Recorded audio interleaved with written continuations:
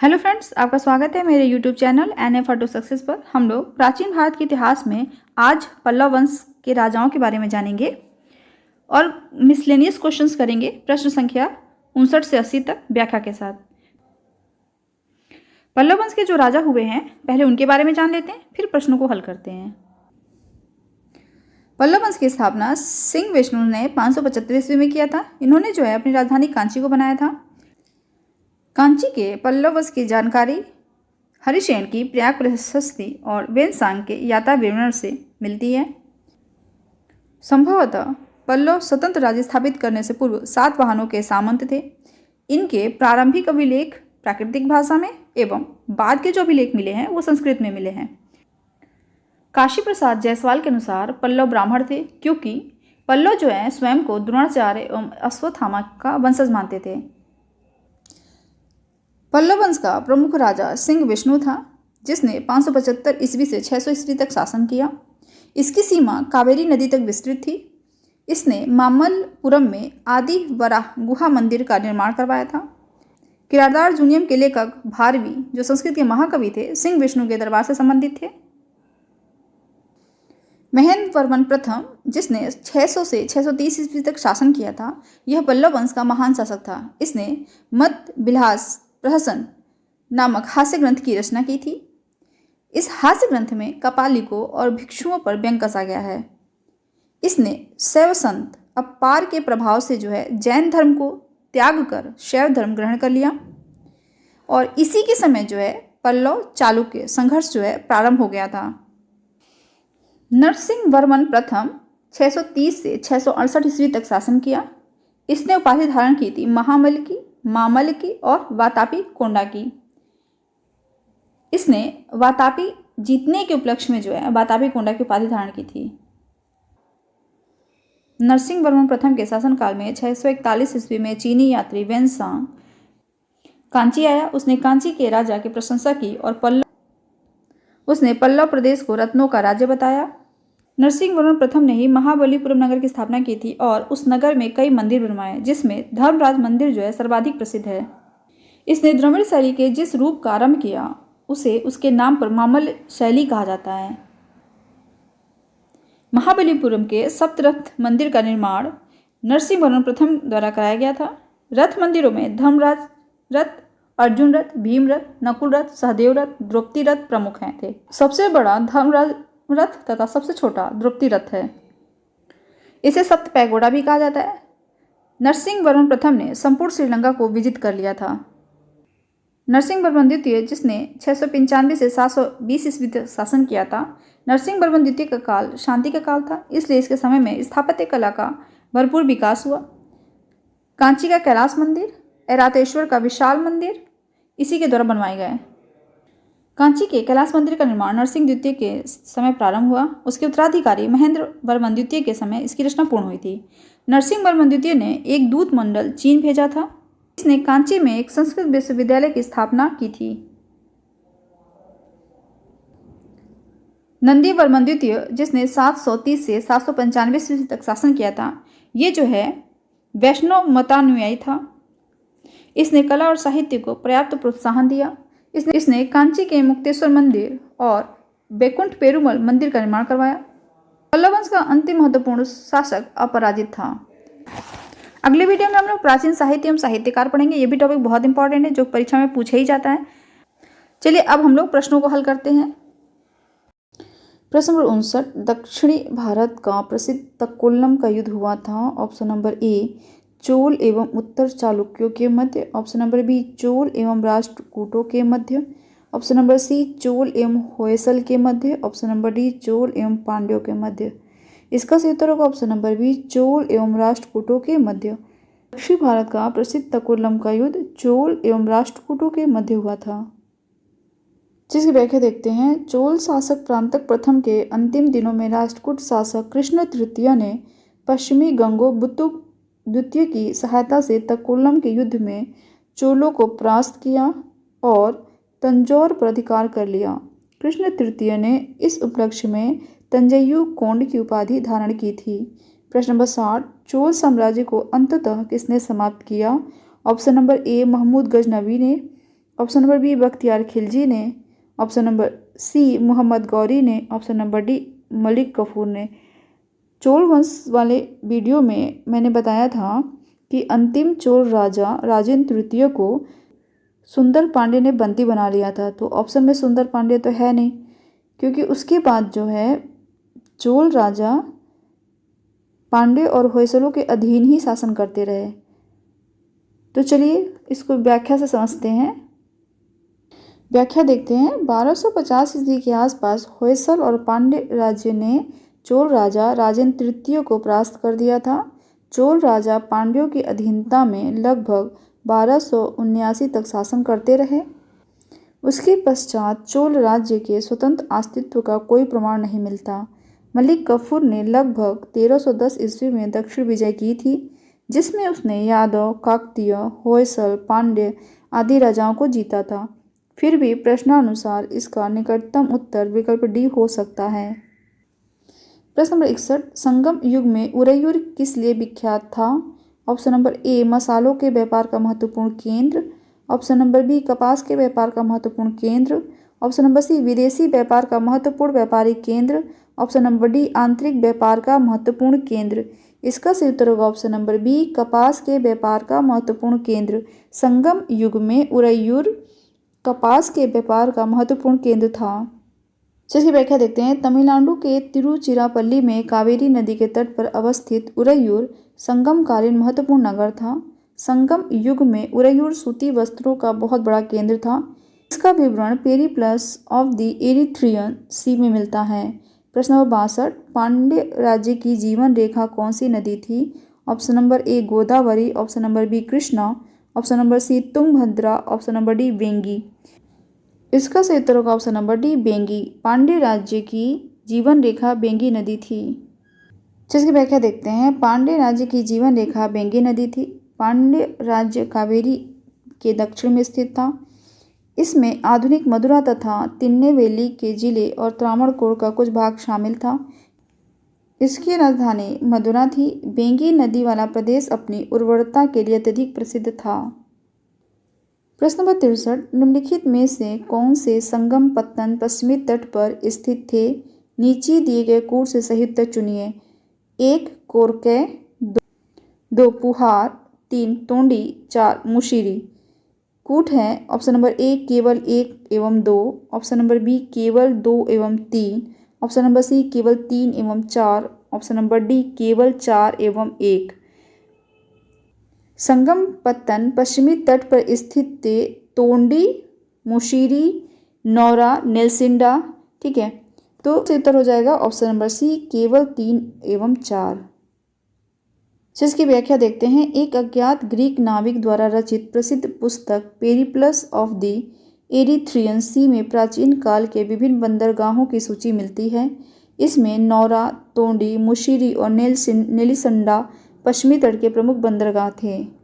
प्रश्न नंबर 64, संगमकालीन साहित्य में कोन, को एवं मन्नन किसके लिए प्रयुक्त होते थे? ऑप्शन नंबर ए प्रधानमंत्री, ऑप्शन नंबर बी राजस्व मंत्री, ऑप्शन नंबर सी सेना अधिकारी, ऑप्शन नंबर डी राजा। इसका सही उत्तर होगा ऑप्शन नंबर डी राजा। संगमकालीन साहित्य में कोन, को एवं मन्नन शब्द जो है राजा के लिए प्रयुक्त होते थे।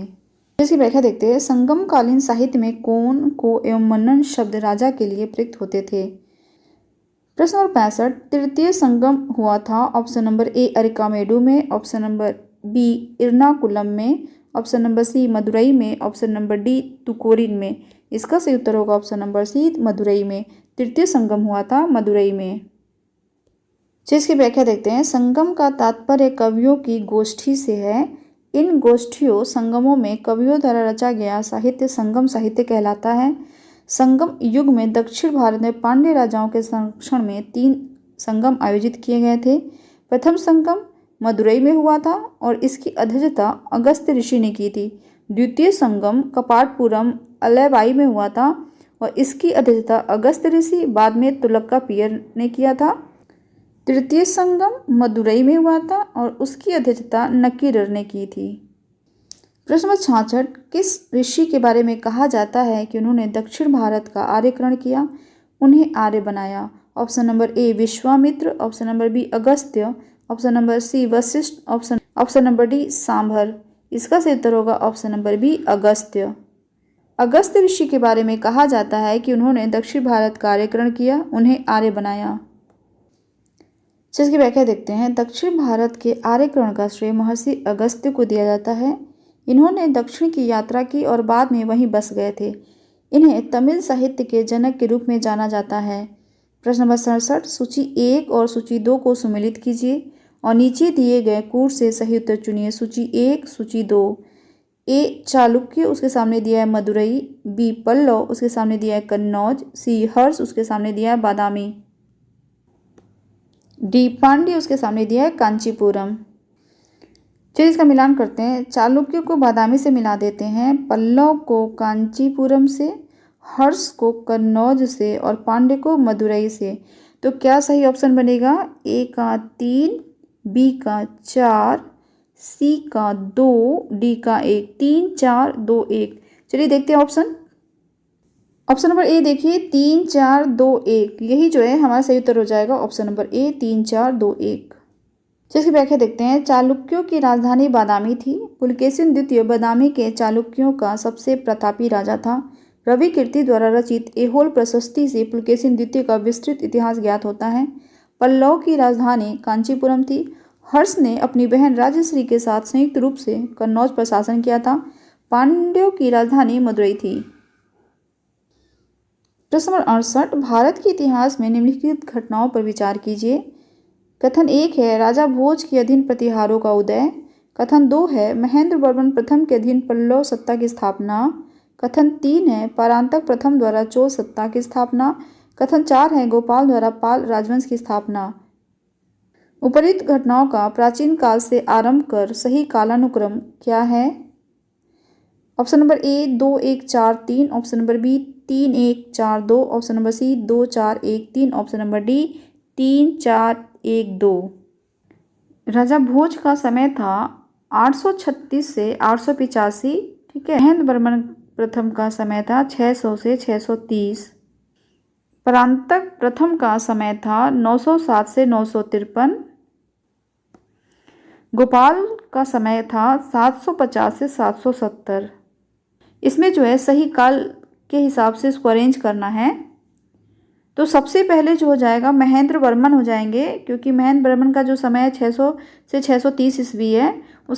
उसके बाद जो है नंबर 4 हो जाएगा, क्योंकि पाल ने 750 में पाल वंश की स्थापना की थी। इसके बाद जो है नंबर 1 हो जाएगा। राजा भोज का समय है 836 से 885। इसके बाद जो है परांतक प्रथम का हो जाएगा 907 से 953। 2, 4, 1, 3। देखिए ऑप्शन नंबर सी 2, 4, 1, 3 यही जो है सही उत्तर होगा। जिसकी व्याख्या देखते हैं। घटनाओं का सही कालक्रम है महेंद्र वर्मन प्रथम के अधीन पल्लव सत्ता की स्थापना 600 से 630 ईस्वी। गोपाल द्वारा पाल राजवंश की स्थापना 750 से 770 ईस्वी। राजा भोज के अधीन प्रतिहारों का उदय 836 से 885 ईस्वी एवं प्रांतक प्रथम द्वारा चोल सत्ता की स्थापना 907 से 953 ईस्वी। नोट, ध्यातव्य है कि प्रतिहारों का उदय मिहिर भोज 836 से 885 ईस्वी के अधीन हुआ, जिसे भोज प्रथम भी कहा जाता है। प्रश्न 69, निम्नलिखित में से कौन सी जोड़ी 6वीं से 12वीं शताब्दी तक दक्षिण भारत का राज्य एवं उसकी राजधानी सुमेलित नहीं है? Option number A Pallava Kanchipuram. Option number B Pandya Madurai. Option number C Chera Puducherry. Option number D Chola Tanjore. Option number E Hoysala Dwara Samudra. Pallav की राजधानी कांचीपुरम थी। पांड्य की राजधानी मदुरै थी। चेर जो है पुडुचेरी में नहीं थे। चेर कहाँ पे थे? केरल में थे। ठीक है। और चोल तंजौर होयसल द्वार समुद्र, ये सब सही है। ठीक है। तो कौन सा गलत हो जाएगा? Option number C Chera Puducherry. जिसकी व्याख्या देखते हैं। चेर राज्य आधुनिक केरल प्रांत में स्थित था, जिसके अंतर्गत त्रावणकोर, कोचीन तथा मालाबार का कुछ भाग सम्मिलित था। चेर राज्य की राजधानी वांजी अथवा वांची थी, जबकि अन्य विकल्प सही सुमेलित हैं। प्रश्न नंबर 70, निम्नलिखित पल्लव शासकों का नाम उनके राज्यकाल को दृष्टिगत रखते हुए सही कालानुक्रमानुसार व्यवस्थित कीजिए और नीचे दिए गए कूट से सही उत्तर का चयन कीजिए। 1 परमेश्वर वर्मन प्रथम। 2 नरसिंह वर्मन प्रथम। 3 नंदी वर्मन द्वितीय। 4 महेंद्र वर्मन प्रथम। कूट है option number A 4 2 1 3, option number B 4 3 1 2, option number C 1 3 2 4, option number D 3 2 1 4। तो देखते हैं परमेश्वर वर्मन का जो समय था 170 से 700 ईस्वी के लगभग था, सही से। नरसिंह वर्मन का जो समय था वो 630 से 668 तक था। नंदी वर्मन द्वितीय का जो समय था वो 731 से 795 तक था, कहीं कहीं पर 730 भी लिखा हुआ है। और महेंद्र वर्मन प्रथम का समय था 600 से 630। तो चलिए अब इसको जो है अरेंज कर लेते हैं। तो सबसे पहले जो समय होगा वो महेंद्र वर्मन प्रथम का होगा, तो 4 हो जाएगा सबसे पहले। उसके बाद नरसिंह वर्मन 2 हो जाएगा। उसके बाद जो है परमेश्वर वर्मन प्रथम मतलब 1 हो जाएगा। उसके बाद जो है नंदी वर्मन द्वितीय 3 हो जाएगा। तो 4 2 1 3, 4 2 1 3। देखिए ऑप्शन नंबर ए 4 2 1 3 यही जो है सही उत्तर हो जाएगा। इसकी व्याख्या देखते हैं। प्रश्नानुसार पल्लव शासकों का उनके राज्यकाल के कालक्रमानुसार स्थिति। 1 महेंद्र वर्मन प्रथम 600 से 630 ईस्वी, नरसिंह वर्मन प्रथम 630 से 668 ईस्वी, परमेश्वर वर्मन प्रथम लगभग 670 से 700 ईस्वी, नंदी वर्मन द्वितीय 731 से 795 ईस्वी। प्रश्न नंबर 71 निम्न में से किस चीनी यात्री ने चालुक्यों के शासनकाल में चीन एवं भारत के संबंधों का विवरण दिया है? Option number A Fahien, option number B Hiuen Tsang, option number C I Tsing, option number D Ma Twanlin. इसका सही उत्तर होगा ऑप्शन नंबर डी मतवालिन। चीनी यात्री मतवालिन ने चालुक्यों के शासनकाल में चीन एवं भारत के संबंधों का विवरण दिया है। जिसकी व्याख्या देखते हैं। मतवालिन नामक चीनी यात्री ने चालुक्यों के शासनकाल में चीन एवं भारत के संबंधों का विवरण दिया है। प्रश्न नंबर 72 किस राजवंश ने उत्तर भारत पर शासन नहीं किया है? Option number A Chalukya, option number B Rajput, option number C Gupta, option number D Maurya. इसका सही उत्तर होगा option number A Chalukya. Chalukya राजवंश ने उत्तर भारत पर शासन नहीं किया है। जिसकी व्याख्या देखते हैं। दिए गए विकल्पों में चालुक्य वंश ने उत्तर भारत पर शासन नहीं किया था। इनका शासन मुख्यतः दक्कन एवं दक्षिण भारत में केंद्रित था। इनकी राजधानी बादामी वातापी थी। पुलकेशिन द्वितीय बादामी के चालुक्य वंश का सर्वप्रथम शासक था, जिसने हर्षवर्धन को संभवतः पराजित किया था। इनके अतिरिक्त चालुक्यों की कुछ छोटी शाखाएं भी थीं, जिसमें सबसे महत्वपूर्ण कल्याणी के चालुक्य थे। प्रश्न नंबर 73 निम्नलिखित में से किस राजा ने अपने मंत्रियों को पशुओं पर क्रूरता पर प्रतिबंध लगाने के लिए काशी क्षेत्र भेजा था? ऑप्शन नंबर ए चालुक्य राजा Siddharaj Jaysingh, option number B Chalukya राजा Kumarpal, option number C Chola राजा कुलोत्तुंग प्रथम, ऑप्शन नंबर डी कश्मीरी राजा जयसिंह। इसका सही उत्तर होगा ऑप्शन नंबर बी चालुक्य राजा कुमारपाल। चालुक्य राजा कुमारपाल ने अपने मंत्रियों को पशुओं पर क्रूरता पर प्रतिबंध लगाने के लिए काशी क्षेत्र भेजा था। जिसकी व्याख्या देखते हैं। चालुक्य शासक कुमारपाल ने अपने राज्य में पशु वध पर प्रतिबंध लगा दिया था। वह जैन मतानुयायी था। उसने पशुओं के प्रति क्रूरता को रोकने के लिए काशी क्षेत्र में भी अपने मंत्रियों को भेजा था। प्रश्न 74 कदम राजाओं की राजधानी थी? Option number A Tanjore, option number B Vanavasi, option number C Kanchi, option number D Badami. इसका सही उत्तर होगा ऑप्शन नंबर बी वनवासी। कदम राजाओं की राजधानी थी वनवासी। इसकी व्याख्या देखते हैं। कदम राजाओं की राजधानी वनवासी थी। इस राजवंश कदम्ब की स्थापना मयूर शर्मन ने की थी। कदम राज्य को पुलकेशिन द्वितीय ने अपने राज्य में मिला लिया था। उल्लेखनीय है कि तंजौर चोलों की, कांची पल्लवों की एवं बादामी चालुक्यों की राजधानी थी। प्रश्न नंबर 75 निम्नलिखित में से कौन सा एक काकतीय राज्य में अति महत्वपूर्ण समुद्र पत्तन था? Option number A Kakinada, option number B Motupalli, option number C Machilipatnam Masulipatnam, option number D Nellore. तो इसका सही उत्तर होगा option number B Motupalli. Motupalli Kakatiya राज्य में अति महत्वपूर्ण समुद्र पत्तन था। जिसकी व्याख्या देखते हैं। मोटुपल्ली काकतीय राज्य में एक अति महत्वपूर्ण समुद्र पत्तन था। यह समुद्र पत्तन वर्तमान में आंध्र प्रदेश के कृष्णा जिले में स्थित है। इटली यात्री मार्को पोलो ने इस स्थान का दौरा किया था।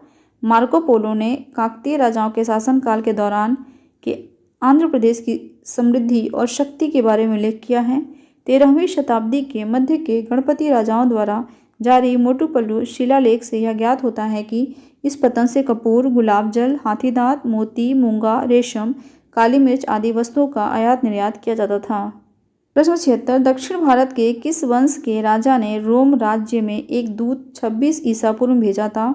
Option number A Chola, option number B Chera, option number C Pandya, option number D Chalukya. इसका सही उत्तर होगा ऑप्शन नंबर सी पांड्य। दक्षिण भारत के पांड्य वंश के राजा ने रोम राज्य में एक दूत 26 ईसा पूर्व में भेजा था।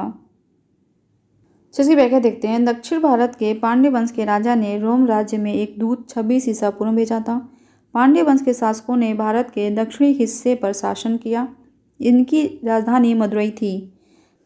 प्रश्न नंबर 77, मीनाक्षी मंदिर स्थित है? ऑप्शन नंबर ए मदुरई में, ऑप्शन नंबर बी पुदुकोट्टई में, ऑप्शन नंबर सी श्रीरंगम में, ऑप्शन नंबर डी तंजावुर में। इसका सही उत्तर होगा ऑप्शन नंबर ए मदुरई में। मीनाक्षी मंदिर मदुरई में स्थित है। जिसकी व्याख्या देखते हैं। मीनाक्षी मंदिर मदुरई में स्थित है। ध्यातव्य है कि मदुरई पांड्यों की राजधानी थी। संगम काल में प्रथम एवं तृतीय संगम यहीं आयोजित किए गए थे, जिनकी अध्यक्षता क्रमशः आचार्य अगस्त एवं नक्कीरर ने की थी। प्रश्न नंबर 78, मीनाक्षी मंदिर यहाँ अवस्थित है? Option number A Chennai, option number B Kolkata, option number C Madurai, option number D Mahabalipuram. इसका सही उत्तर होगा option number C Madurai. Meenakshi मंदिर मदुरई में स्थित है। प्रश्न नंबर 79 सम्मिलित कीजिए। ए मीनाक्षी मंदिर, उसके सामने दिया है तिरुमाल आंध्र प्रदेश। बी वेंकटेश्वर मंदिर, उसके सामने दिया है मदुरई बालाजी विश्वनाथ। सी महाकाल मंदिर, उसके सामने दिया है हावड़ा पश्चिम बंगाल। डी बेलूर मठ, उसके सामने दिया है उज्जैन। चलिए इसका मिलान करते हैं। मीनाक्षी मंदिर को मदुरई से मिलाते हैं, वेंकटेश्वर मंदिर को तिरुमाल आंध्र प्रदेश से, महाकाल मंदिर को उज्जैन से और बेलूर मठ को हावड़ा पश्चिम बंगाल कोलकाता। ठीक है, ये कोलकाता में है। तो क्या होगा इसका सही मिलान? ए का 2, बी का 1, सी का 4, डी का 3। 2 1 4 3 जिस ऑप्शन में होगा वही सही उत्तर होगा। तो ऑप्शन देख लेते हैं। ऑप्शन नंबर बी देखिए 2 1 4 3, तो इसका सही उत्तर हो जाएगा ऑप्शन नंबर बी 2 1 4 3। जैसे व्याख्या देखते हैं। मीनाक्षी मंदिर का निर्माण पांड्यों ने अपनी राजधानी मदुरई में करवाया था। महाकाल मंदिर उज्जैन में तथा वेंकटेश्वर मंदिर तिरुमाल आंध्र प्रदेश में स्थित है। बेलूर मठ में रामकृष्ण मिशन की स्थापना 1897 ईस्वी में कोलकाता पश्चिम बंगाल में स्वामी विवेकानंद द्वारा की गई थी। यद्यपि प्रश्न में हावड़ा पश्चिम बंगाल दिया गया है। प्रश्न नंबर 80, दक्षिण भारत के मंदिरों के आकर्षक द्वार क्या कहलाते थे? ऑप्शन नंबर ए शिखर, option number B gopuram, option number C देवालय, option number D mandapam, option number E उपयुक्त में से कोई नहीं या उपयुक्त में से एक से अधिक। इसका सही उत्तर होगा ऑप्शन नंबर बी गोपुरम। दक्षिण भारत के मंदिरों के आकर्षक द्वार गोपुरम कहलाते थे। जिसकी व्याख्या देखते हैं। दक्षिण के मंदिरों के आकर्षक द्वार को गोपुरम कहते हैं। पांड्यों चोलों के राज्यकाल में द्रविड़ शैली पनपती रही। पांड्य काल में मंदिर छोटे होते थे, किंतु उनके प्रांगण के चारों ओर अनेक प्राचीर बनाए जाते थे। इनके प्रवेश द्वार, जिन्हें गोपुरम कहा जाता था, भव्य, विशाल और प्रचुर मात्रा में शिल्पकारिता से अलंकृत होते थे। चोलकालीन वास्तुकला की विशेषता मंदिर नहीं अपितु गोपुरम है। तो चलिए आज के लिए इतना ही रहने देते हैं। अगले वीडियो में हम लोग प्राचीन साहित्य एवं साहित्यकार पढ़ेंगे। अगर आपको मेरा वीडियो पसंद आया तो मेरे वीडियो को लाइक जरूर कर दीजिए, अपने दोस्तों के साथ ज़्यादा से ज़्यादा शेयर कीजिए। अगर आप मेरे चैनल पर पहली बार आए तो मेरे चैनल को सब्सक्राइब कर लीजिए। Thanks for watching. Good bye.